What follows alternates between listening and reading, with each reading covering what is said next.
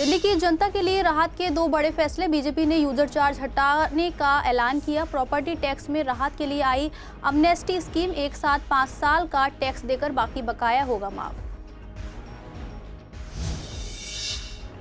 पूर्व दिल्ली के चिल्ला गांव में देर रात चला बुलडोजर, स्थानीय लोगों ने जताया विरोध। सुबह 5 बजे तक की गई तोड़फोड़।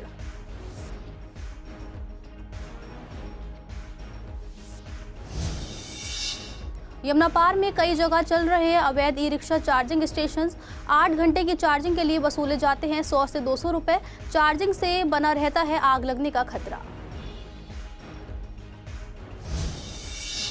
पिछली सरकार ने खाली कर दी तिजोरी, फंड में कटौती पर विधायक बोले जनता को नहीं होगी दिक्कत। विकास पर असर नहीं, लेकिन रफ्तार हो सकती है धीमी।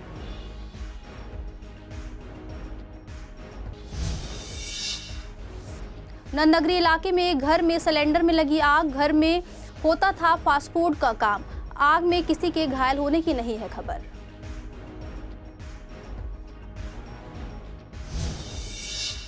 नमस्कार, आप देख रहे हैं CCN डिजिटल। मैं हूं आपके साथ खुशी श्रीवास्तव। स्वागत है आपका हमारे खास कार्यक्रम पूर्वी दिल्ली खास में। बुलेटिन की शुरुआत करते हैं कुछ खास खबरों के साथ। बीजेपी ने दिल्ली में प्रॉपर्टी टैक्स के साथ लगाए गए यूजर चार्ज हटाने और प्रॉपर्टी टैक्स के लिए अमनेस्टी स्कीम लाने का ऐलान किया है। दिल्ली प्रदेश बीजेपी अध्यक्ष वीरेंद्र सचदेवा और मेयर राजा इकबाल सिंह ने प्रेस कॉन्फ्रेंस में ये ऐलान किया। उन्होंने कहा कि दिल्ली में ट्रिपल इंजन की सरकार है। पिछले 2.5 सालों में निगम के कुशासन को लेकर सवाल उठते रहे हैं। इस प्रेस कॉन्फ्रेंस से पहले हमने RWA के साथ बैठक की। उन चर्चाओं को लेकर पार्टी ने दिल्ली के मेयर से निवेदन किया था कि कैसे हम जनता की सुविधा के लिए अपने कार्य प्रणाली को सुधार सकें। उसके बाद यूजर चार्ज को फिलहाल रोकने का फैसला किया गया है। इस पर चर्चा के बाद ही कोई फैसला लिया जाएगा। उन्होंने कहा कि हाउस टैक्स के अनाप शनाप बिल भेजे जा रहे थे। 2004 से टैक्स मांगा जा रहा था। इस चोरी को रोकने के लिए आम माफी योजना लाई जा रही है। केवल 5 साल का टैक्स भुगतान करके लोगों को राहत मिलेगी। मेयर राजा इकबाल सिंह ने बताया कि यूजर चार्ज को हटाने लगाने के लिए बुधवार को नगर निगम की मीटिंग में प्राइवेट बिल लेकर आ रहे हैं। इसी के अलावा हाउस टैक्स में राहत का प्रस्ताव भी लाया जा रहा है। आम माफी योजना का लाभ लेने वालों को MCD NOC जारी करेगा ताकि इसके बाद कोई समस्या ना हो। इस फैसले पर पूर्वी दिल्ली के पार्षदों ने अपनी राय दी। बीजेपी पार्षद पंकज लूथरा ने आम आदमी पार्टी को घेरते हुए कहा कि यूजर चार्ज बिना किसी चर्चा के लागू कर दिया गया। हमने इसे रोकने की कोशिश की, लेकिन आम आदमी पार्टी मनमानी करके जनता को लूटने में लगी हुई थी। बीजेपी की सरकार आते ही सबसे पहले यूजर्स हटाया जा रहा है। हर एक फ्लोर पर एक परिवार से करीब 1000 रुपए चार्ज किया जा रहा था। शादर साउथ जोन के चेयरमैन संदीप कपूर ने कहा कि यूजर चार्ज के कारण लोगों ने हाउस टैक्स जमा कराना बंद कर दिया था, जिससे MCD का रिव्यू आना बंद हो गया था। दिल्ली की जनता को ये बताते हुए मुझे हर्ष होता है कि हमने जो महापौर साहब से निवेदन किया था, उन्हें ने इसको स्वीकार किया है और दिल्ली में यूज़र चार्ज को हम डेफर करने जा रहे हैं। कोई यूज़र चार्ज नहीं लगेगा। दिल्ली की जनता को एक बहुत बड़ा तोहफा है ये, जो आम आदमी पार्टी के कुशासन ने दिल्ली की जनता पर थोपा था। उसके लिए हमने बिल्कुल साफ स्पष्ट रूप से हमारी MCD ने कहा है कि हम इसको नहीं लगाएंगे कि बिना चर्चा के कोई भी चार्ज, भले वो यूज़र चार्ज हो, दिल्ली की जनता को ना लगे। कल इसके लिए हम हाउस में एक प्राइवेट बिल लेकर आ रहे हैं। देखिए, यूज़र चार्ज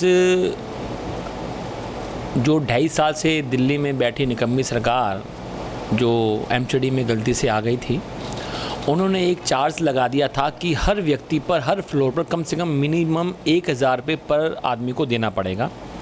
और मान लो एक घर में 4 फ्लोर हैं तो 4000 रुपये हाउस टैक्स के साथ ये कंपलसरी कर दिया था, जिसका हमने हाउस में विरोध भी किया था, लेकिन इन्होंने जाते जाते उसको पास कर दिया था। जब हम आए, अभी दोबारा हमारी भारतीय जनता पार्टी का मेयर बना, तो हम सबने डिसाइड किया, क्योंकि भारतीय जनता पार्टी करनी और कटनी में क्या फ़र्क है आप स्वयं जान सकते हैं, कि आते ही हमने सबसे पहला काम ये किया, जो पब्लिक के लिए हित में जो कार्य होंगे वो भारतीय जनता पार्टी काम करेगी। आम आदमी पार्टी जाते जाते दिल्ली की जनता के ऊपर सफाई चार्ज या यूजर चार्ज लगा के चली गई। प्रत्येक नागरिक जब हाउस टैक्स जमा करवाने जा रहा था तो उसके साथ साथ यूजर चार्ज की पर्ची भी उसे थमाई जा रही थी। लोग हाउस टैक्स देना बंद कर दिया। और यूज़र चार्ज को हटाने के लिए भारतीय जनता पार्टी के साथ दिल्ली की जनता ने आवाज़ उठाई। पूर्व दिल्ली के चिल्ला गांव में मंगलवार देर रात नोएडा से दिल्ली जाने वाली सड़क के किनारे बने शमशान घाट और कब्रिस्तान को हटाने के लिए प्रशासन की टीम पहुंची। ये कार्रवाई दिल्ली हाई कोर्ट के आदेश पर की जा रही थी, लेकिन जैसे ही लोगों को इस बात की जानकारी मिली, गांव के लोग बड़ी संख्या में मौके पर पहुंचे और विरोध करने लगे। वहां दोनों समुदाय के लोग जमा हो गए और पूरी रात विरोध करते रहे। स्थिति को देखते हुए प्रशासन ने ज्यादा पुलिस बल बुलाया। विरोध शांत होने के बाद सुबह करीब 5 बजे तोड़फोड़ की कार्रवाई पूरी की गई। फिलहाल इलाके में पुलिस तैनात है और हालात सामान्य है, लेकिन लोगों में नाराजगी बनी हुई है। आज शाम को 6 बजे हम लोग को मालूम चलता है कि कब्रिस्तान बगल में है, रोड के इस साइड कब्रिस्तान है, रोड के साइड इस साइड शमशान घाट है। आज इसको प्रशासन द्वारा डेमोलिश करेंगे। आज हमें 6 बजे पता लगा कि ये डिमोलेशन करने आ रहे हैं। तो कब्रिस्तान में डिमोलेशन करेंगे क्या? सब तो जमीन के अंदर मुर्दे होते हैं, न तो कोई मकान है इसमें, न कोई बाउंड्री है, न कोई पक्का कमरा बना है। तो डीडीए या सरकार क्या डिमोलेशन करेगी ये नहीं समझ में आ रहा है, या कब्रें तोड़ेगी। दूसरी चीज, हमारा जो शमशान घाट है, इसको ये बताओ, मरने के बाद आदमी शमशान घाट या कब्रिस्तान जाता है? तो हमारा कहना ये है, 200, 250, 300, 400 साल पुराना गांव है, उसका रिकॉर्ड है, तो उसमें मंदिर हो, शमशान घाट हो, इन सब चीजों की सरकारों को रक्षा करनी चाहिए, ना कि इनको खाली रात में तोड़ना चाहिए। मुझे कहते हुए मतलब इतना दुख होता है कि हम लोगों की जमीन पे ही पूरी दिल्ली बसी है। हमारे खेत पे, हमारी सोसाइटियों पे सब कुछ दिल्ली का निर्माण हुआ, लेकिन आज हमें ही मरने के लिए जो हमारी खुद की जमीन है आज हमसे ही छीनी जा रही है। तो आज मेरा पूरा गांव मेरे साथ खड़ा, और मैं प्रशासन से कहना चाहता हूँ कि ये जो जमीन है ये हमारी माँ है, ये हमारा बाप है, ये हमारा दादा है, और हम इनके ऊपर बुलडोजर नहीं चलने देंगे, किसी कीमत पे भी नहीं चलने देंगे। पूर्व दिल्ली के चिल्ला गांव में इस वक्त हम मौजूद हैं और ये जगह जो है आप देख सकते हैं शमशान घाट है। आपको तस्वीर दिखाते हैं। दिल्ली हाई कोर्ट के बाद जो फैसला लिया गया उसके बाद पीडब्ल्यूडी और तमाम विभाग यहाँ पर पहुँचे। स्थानीय लोगों को पता चला, उन्होंने काफ़ी विरोध प्रदर्शन करा और जो बुलडोज़र है उन्होंने सबसे पहले पत्थर तोड़े। आप पत्थर की तस्वीर देख सकते हैं किस तरीके से यहाँ पर पत्थर तोड़ा गया।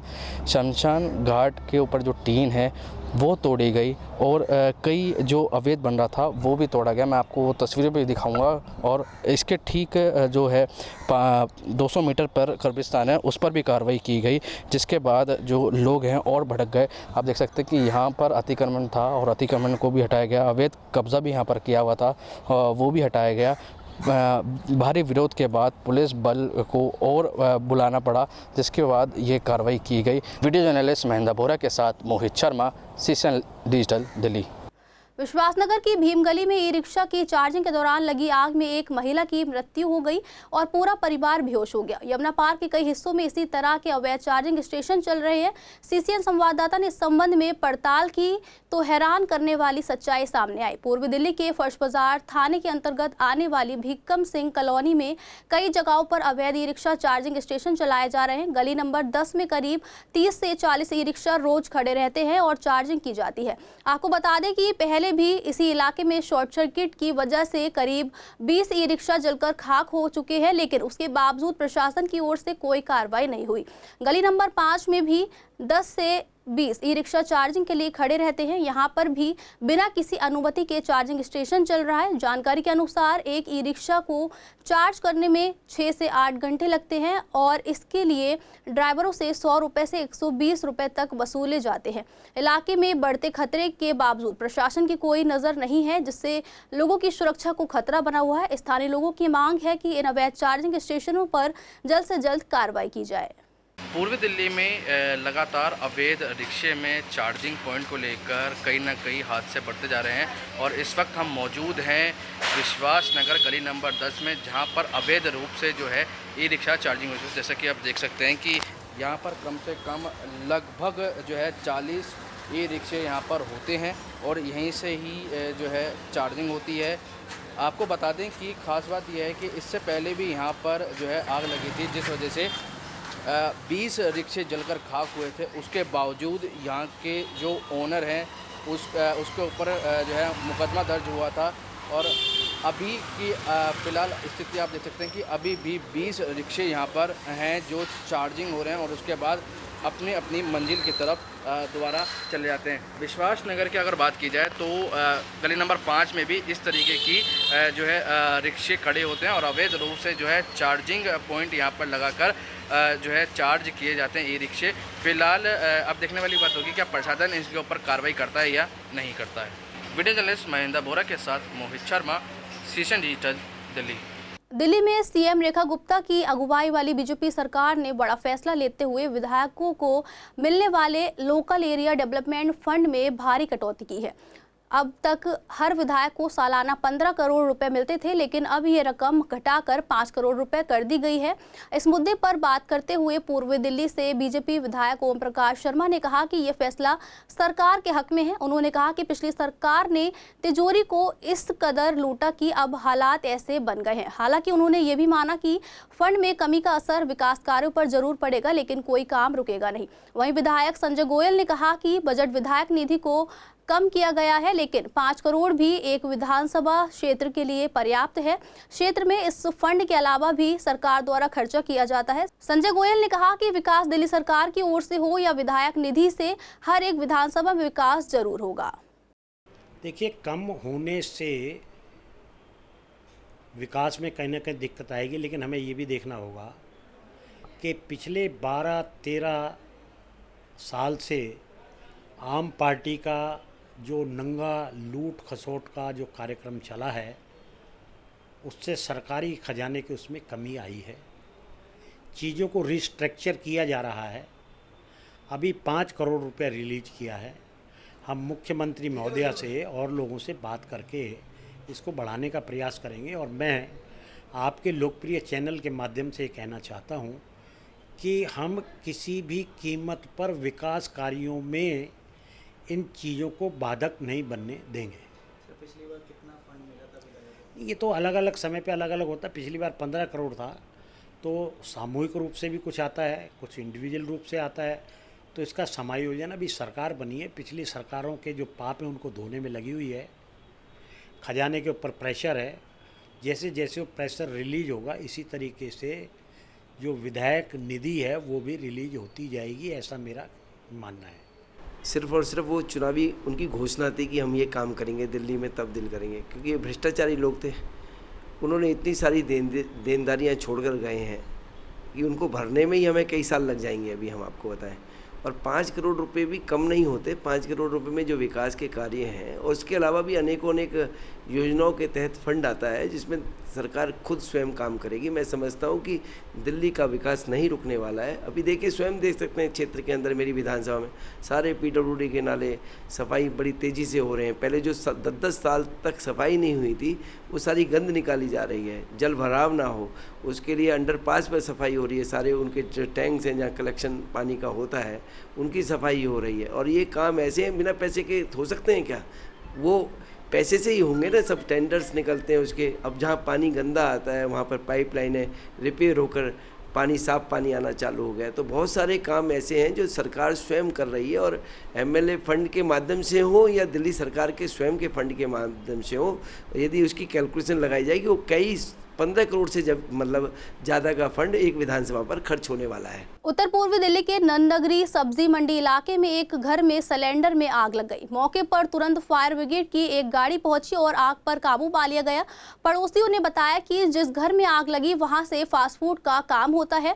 इसी दौरान सिलेंडर में आग लग गई। गनीमत रही कि समय रहते आग को बुझा दिया गया और कोई घायल नहीं हुआ। हालांकि आग की वजह से आसपास के इलाके में अफरा तफरी मच गई थी, लेकिन स्थिति को जल्द ही संभाल लिया गया। स्थानीय लोगों ने राहत की सांस ली।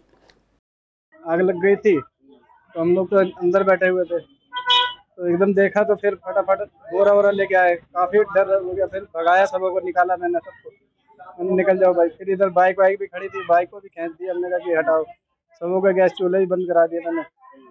फिर उसके बाद बोरे भिगो के डाल दिया गया तो बुझ गई। आई थी बाद में, जब बुझा दिया था तब आई है गाड़ी। जब आग बुझ गई उसके बाद गाड़ी आई। हाँ। न्यू सीलमपुर डबल स्टोरी इलाके में गेट बंद करने के विवाद पर कुछ असामाजिक तत्वों ने एक युवक के साथ बेरहमी से मारपीट की। इतना ही नहीं, बीच बचाव करने पहुंची उसकी बुजुर्ग मां के साथ भी बदसलूकी की गई और हाथापाई की गई। पीड़ित परिवार ने घटना की शिकायत सीलमपुर थाने में दर्ज कराई है। पुलिस मामले की जांच कर रही है।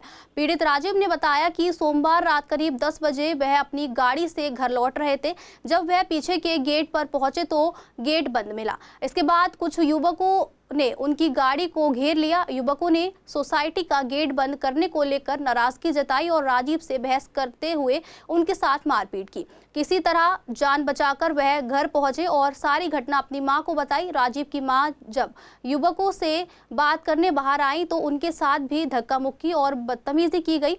पीड़ित परिवार का आरोप है कि यह युवक इलाके के ही रहने वाले हैं और नशे के आदी हैं। इनकी वजह से इलाके में रहना मुश्किल होता जा रहा है। स्थानीय लोगों का भी यही कहना है कि उन्होंने कई बार इस बारे में समिति और पुलिस में शिकायत की है, लेकिन कोई ठोस कार्रवाई नहीं हुई। थाना फर्श बाजार भीम गली में शनिवार रात को अचानक ई रिक्शा में चार्जिंग के दौरान शॉर्ट सर्किट में आग लग गई थी, जिसमें 32 साल की महिला ज्योति की मौत हो गई थी। परिवार के बाकी 5 सदस्यों में से 3 सदस्यों को जीटीबी से छुट्टी दे दी गई, जिनमें 2 बच्चे भी शामिल हैं। दूसरी महिला 22 साल की ज्योति और 30 साल की नैन अभी अस्पताल में एडमिट है। मृतक ज्योति का मंगलवार सुबह जीटीबी अस्पताल में पोस्टमार्टम हुआ। इसके बाद उसका शव परिवार को सौंप दिया गया। उसका अंतिम संस्कार ज्वालानगर निगम बोध पर कर दिया गया है। परिवार के सदस्यों ने बताया कि जब ये घटना हुई तब आसपास के लोगों ने सहायता नहीं की और फायर ब्रिगेड को भी पहुंचने में समय लगा।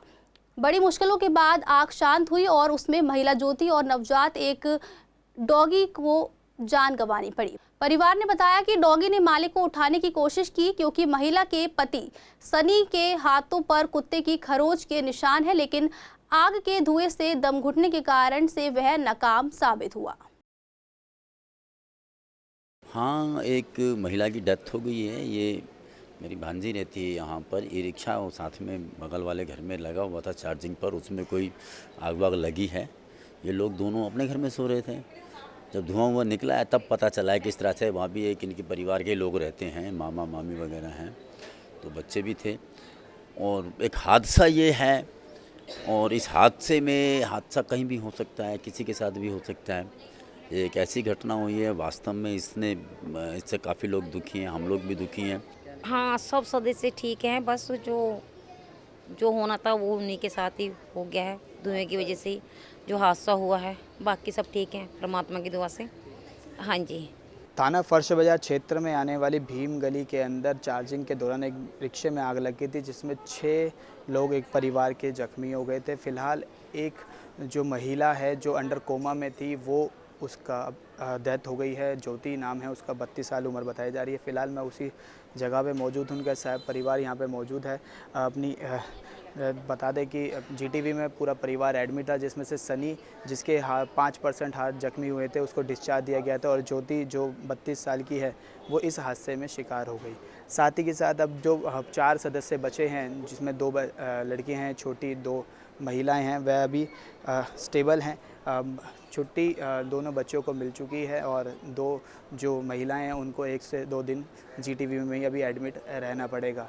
फ़िलहाल संवाददाता से बात हुई तो परिवार ने दुख जाहिर किया है और बताया कि ये हादसा है, हादसा किसी के साथ भी हो सकता है। फ़िलहाल डेड बॉडी जो जीटीबी है मोर्चरी में से उनको पोस्टमार्टम करके परिवार को सौंप दिया गया है, और जिसका अंतिम संस्कार ज्वालानगर शमशान घाट में कर दिया गया है। वीडियो जर्नलिस्ट ललित कुमार के साथ विवेक पठानिया, CCN दिल्ली। दिल्ली पुलिस की क्राइम ब्रांच ने एक बड़े ऑपरेशन के बाद 32 साल के मोहम्मद अली उर्फ सुजा को महाराष्ट्र के पुणे से गिरफ्तार कर लिया है। वह पिछले 4 सालों से फरार था। डीसीपी अपूर्वा गुप्ता ने बताया वह बिहार के खगड़िया का रहने वाला है और दिल्ली में पहले मेट्रो प्रोजेक्ट में मजदूरी करता था। ARSC यूनिट की एक स्पेशल टीम ने 4 राज्यों में उसकी तलाश के बाद आखिरकार पुणे के नवलाख उम्ब्रे इलाके की एक बड़ी फैक्ट्री से धर दबोचा। डीसीपी ने बताया कि 30 नवंबर 2015 की बात है, जब एक युवक गाजियाबाद से लोकल ट्रेन से आनंद विहार रेलवे स्टेशन पर उतरा था तो रास्ते में उसे 3 लड़कों ने रोका, मोबाइल लूटा, और जब उसने विरोध किया तो एक आरोपी ने उसके साथ अप्राकृतिक यौनाचार किया और फिर उसे पीटकर फरार हो गए। लोगों ने मौके से 2 आरोपियों को पकड़कर पुलिस के हवाले कर दिया था। तीसरा आरोपी मोहम्मद अली बाद में गिरफ्तार हुआ। इस वारदात के बाद बाकी 2 मामलों में भी उसका नाम सामने आया, जिनमें पुलिस स्टेशन आनंद विहार और मधु विहार में दर्ज लूट के केस शामिल हैं। डीसीपी के मुताबिक कोर्ट से सजा मिलने के बाद वह जेल में था, लेकिन अक्टूबर 2021 में उसे 90 दिन की पैरोल मिली। वह वापस नहीं लौटा और बिहार, गुजरात, महाराष्ट्र में नाम और पहचान बदलकर भागता रहा। आखिरकार क्राइम ब्रांच की टेक्निकल टीम और ह्यूमन इंटेलिजेंस के जरिए उस तक पहुंच गई और उसे दोबारा हवालात पहुंचा दिया। वेलकम पुलिस ने वाहन चोरी के एक मामले में शातिर चोर बादशाह अली को गिरफ्तार किया है, जो पहले से ही गाजियाबाद में चोरी, गैंगस्टर एक्ट और आर्म्स एक्ट के करीब 15 मामलों में शामिल पाया गया है। पुलिस टीम ने वाहन चोरी की बढ़ती घटनाओं को रोकने के लिए सीसीटीवी फुटेज और मुखबिरों की मदद से जानकारी जुटाई और ईदगाह पुलिया के पास जाल बिछाकर आरोपी को पकड़ा। उसके कब्जे से एक स्कूटी बरामद की गई, जो वेलकम थाना क्षेत्र से चोरी की हुई थी। पूछताछ में आरोपी ने बाकी वारदातें भी कबूल की और उसकी निशानदेही पर दिल्ली के अलग अलग इलाकों से चोरी की गए 4 और 2 पहिया गाड़ियां बरामद की गई। कुल मिलाकर 5 वाहन बरामद हुए और इतने ही चोरी के मामलों का खुलासा हुआ। आरोपी की गिरफ्तारी से क्षेत्र में वाहन चोरी पर लगाम लगाने में मदद मिली। मामले की जांच जारी है। उत्तर पूर्वी दिल्ली जिला पुलिस ने कबड्डी खेल का आयोजन किया, जिसमें 8 टीमों ने हिस्सा लिया। एडिशनल डीसीपी संदीप लामा ने बताया कि टूर्नामेंट लोगों और पुलिस के बीच अच्छे संबंध बनाने के मकसद से रखा गया था। लोग इसमें रजिस्ट्रेशन करके भाग ले सकते थे। जीतने वाली टीम को ट्रॉफी और इनाम की राशि दी गई। एडिशनल डीसीपी संदीप लामा ने बताया कि ऐसे कार्यक्रम से जनता और पुलिस के बीच की दूरियां कम होती है और साथ ही लोगों को फिट रहने में मदद मिलती है। उन्होंने ये भी कहा कि आगे आने वाले समय में फुटबॉल मैच जैसे और भी खेल आयोजन जिले में करवाए जाएंगे। ये कम्युनिटी एंगेजमेंट का प्रोग्राम था। इसमें हम पूरे ज़िले में अलग अलग एनजीओज़ और जो सामाजिक कार्यकर्ता उनकी मदद से बच्चों को या जो समाज को एंगेज करना चाह रहे हैं पुलिस के साथ। एक तो ताकि पुलिस का और पब्लिक का गैप जो कम होए, और दूसरा बच्चों को खासकर यंगस्टर को मीनिंगफुल लाइफ मिले। तो उसके तहत ये चौथा 5वां प्रोग्राम था। इसमें ये जो है तीसरा पुस्ता उस्मानपुर में आयोजित किया था। इसमें करीब 8 टीमों ने भाग लिया। 8 में से विनर्स को